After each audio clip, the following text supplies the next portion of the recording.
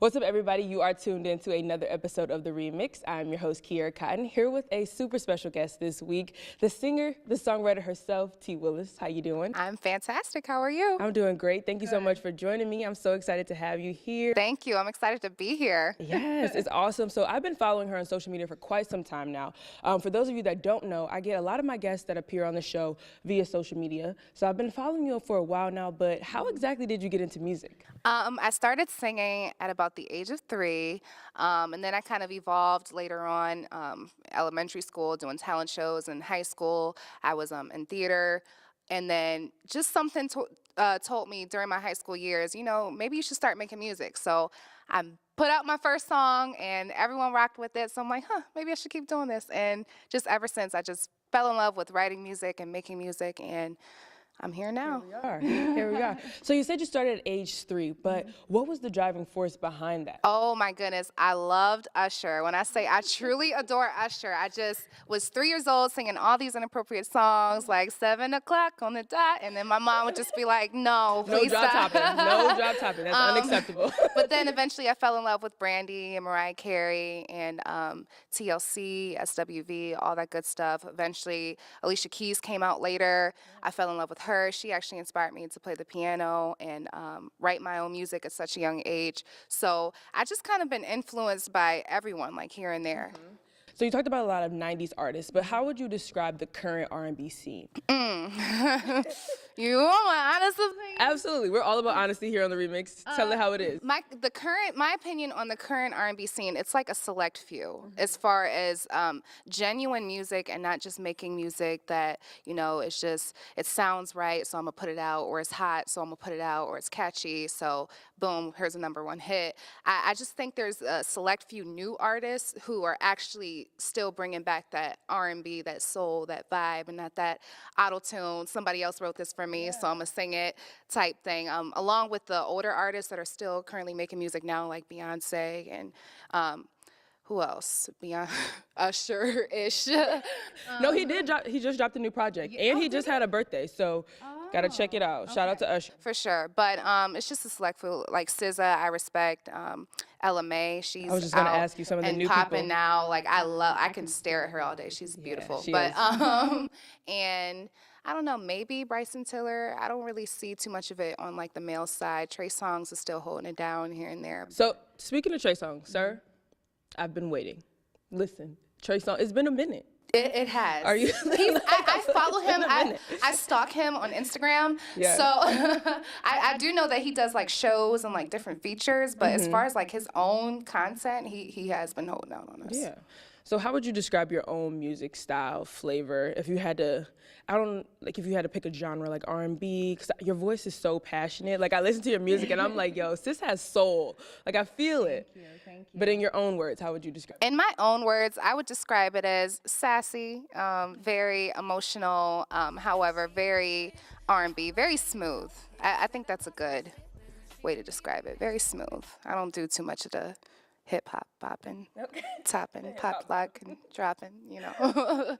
So speaking of describing, we're going to keep on that kind of flow, but how would you describe Cleveland's music scene? Do you feel that Cleveland has its own R&B scene, or is it also lacking kind of in that range I think too? Cleveland has its own R&B scene, and is R&B scene, and it's very prevalent. I just think it's not enough light shed on it. Like there's so many talented singers and talented artists who are in the soul or R&B genre, and they just don't get that respect because that's not what people want to party to. That's not what people want to turn up to. So it's just like a lot of these artists that are just like me, even better, get overlooked because of that simple fact that it's not turn up music, or it's too emotional, or it's too chill. Right, right.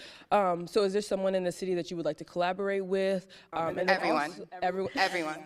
Just everyone, networking, everyone. If you want to get at me, everyone. Let's do it. So what about nationally? Is there a dream collaboration? If you could have no limits, who's somebody that you would love to work with? Beyonce. Yes.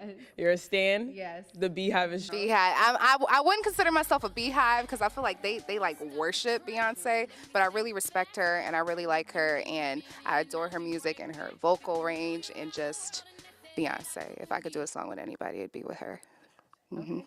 So you also mentioned playing the piano. Do you play any other instruments? And then how did you get into that? How do you perfect that craft? No, I played the recorder in the 4th grade for like a year, but no, the only instrument I do play is the piano. I got into it, well, one, my cousin who passed away, bless his soul, but he actually taught me how to read music. And then as I, kept paying attention to the music scene at a young age, Alicia Keys made me fall in love with like writing my music on the piano and things of that nature. So she kind of inspired me to kind of push and go forward with it more. I took lessons for maybe about 2 or 3 years, and then my instructor passed away, and then ever since then I never got back into it. Okay. Yeah. So you don't currently still play? Oh, no, I do. I do. I got one in my house and everything. I do. That's super cool. That's super cool. How would you describe your creative process and how music comes to you, the inspiration behind your music? Inspiration behind my music is just real life, everything. I would say maybe out of the 100% of songs I put out, maybe about 10% of them never happen. Like, it's just like me just writing based off of imaginary. But I write all of my songs based off of experience. I record with that passion in my heart. I remember I wrote a song about my ex, and it was kind of like not really a diss, but like one of those sad songs that it's just like, this is how I feel about you. And I remember he texted me back and he said, this is like years ago, and he texted me back and he said, you need to sound angrier. Take a picture of me, and as you're singing the song in the studio, look at that picture of me. He's like, because you need to sound angry. So I was like, you know what? Okay. And I did it, and the song's amazing. So it's called Song for You. Okay. Yeah. Okay. And so you talk about real life. So not only is she a talented musician, but you're also an educator. Yes. Tell me how that came to be. Oh my gosh. I've always loved school, and probably until I got to high school. I just hated everyone. But prior to high school, I loved school. I loved learning. I loved reading. In 4th grade, I was writing like books, like stories. And my 4th grade teacher would just have me read her stories or read my stories to the classroom like every Friday. And just ever since, I've been in love with writing and learning and reading. And I'm just like, originally I was going to go to college for theater, but I changed my major to early childhood education. It was the best decision I've ever made. I love my job. I love my students. I love what I do. It's just amazing to be able to go into work every day and just know that you have an impact on X amount of kids. Absolutely. And not even just my class, just like the school, like the younger girls at my school look up to me. So it's just an incredible feeling, and it's a very humbling job, very humbling. So how do you find that balance in terms of like having that such a driving force with the youth, but then also wanting to pursue your own dreams? I always promise myself, as long as I love music, I'll never stop making it. Whether I work a desk job, I'm a teacher, or I do whatever. Just because it's my passion and it's something I love to do, I'll never stop making music, never. So it's just kind of like my weekend thing or my evening thing on top of working. Yes, it's stressful. Yes, I'm always busy. Yes, I'm always having a nervous breakdown, but it gets me through it just because I know I'm still doing what I love to do on top of making money for myself. And with so much passion behind it, do you feel that there are also downsides to the music industry?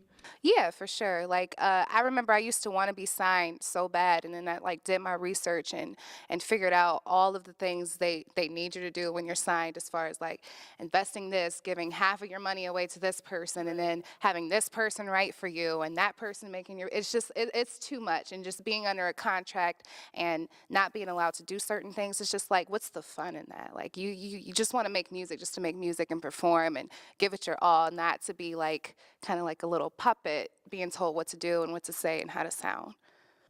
So what has been your greatest obstacle in trying to just be yourself, like you said, to be your own musician, to control your craft? I think the biggest obstacle is just not getting enough attention. Like, you just do so many shows, you drop so many songs and so many albums, and it's just like, our generation now, they just get bored so easily. Like, I guarantee you, maybe X amount of views you'll have on this video, and maybe 5 people watched the whole way through. So it's just like our attention span, and I just feel like the whole Okay, well, it sounds nice. All right, moving on, next song. You know, especially when it comes to local talent, it's just so hard to get those solid fans who just stick with you and support you and come to your shows when they'd rather spend, you know, their $10 on an album by, you know, Beyonce or Kanye or someone like that instead of supporting the local talent. But let me reinforce that we here at the Remix support local talent. This is the main reason why I started this show. So I'm so grateful to people like you that come on and share your story.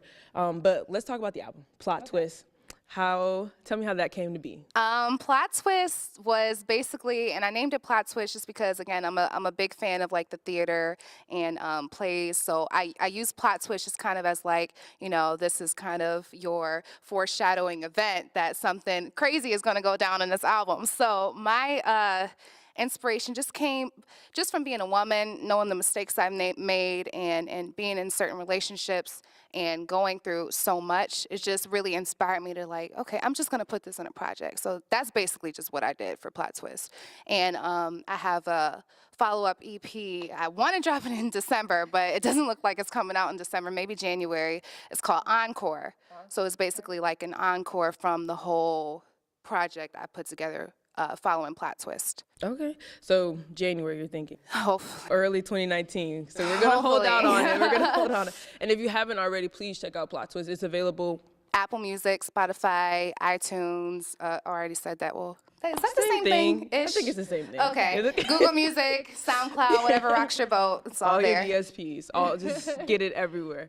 But so in creating Encore, as the follow-up to Plot Twist, did you feel an additional pressure in making that project, or was it just, I want to create and let it all out? Well, I'm actually still in the process of making it now. I'm literally about halfway through. There's only going to be about maybe 6 or 7 songs. However, I'm sorry, what was the question? I forgot that quick. Did you feel, it's okay. Did you feel pressure in following up the Plot Twist project? A little bit, and I feel like that's just with every album. This is gonna be my 4th album. My first album, I like had the bubble guts like the night I dropped it, and then like the second album, it was just like same thing. Third album, so it's just like you're always nervous and you're always just scared if people gonna like it or they're not gonna like it. But it's your work and. You put it out there, so you put it out there. Yeah. Speaking of putting it out there, in terms of performing, do you have like a ritual before you perform, or how do you hype yourself up to get your spirit going? I don't. Is You that don't? weird? No. I mean, I rehearse, but I don't really have a ritual or anything. I'm just like kind of in the mental zone. One thing I don't drink before a show. Most of my shows are at, you know, bars and things of that nature, but it's just people will be like, you want a shot before you go on? No, I need to be sober. I need to focus because I have on these heels, and if I fall, it's going to be your fault. So, no, that's, I would say, my only ritual, but no, I don't really do anything. So do you get crazy. nervous? How do you handle the nerves? Yes, I guess so.